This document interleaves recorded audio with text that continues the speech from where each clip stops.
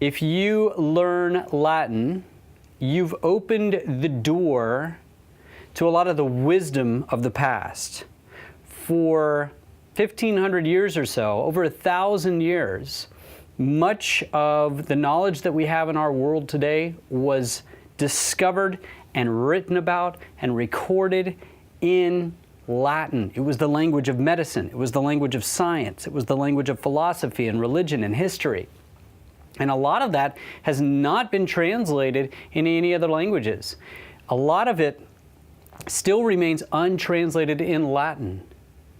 And unless you can read Latin, that door is closed to you. But if you can read Latin, you can go back and read those books, and most of them are public domain. They're available for free. You can go back and read those books and discover so much of the wisdom of the past. However, I will tell you, if you're just watching this video for entertainment and you're never going to go learn Latin, I'll just tell you what's in most of those books. Most of those authors are generally just frustrated because chocolate hasn't been invented yet.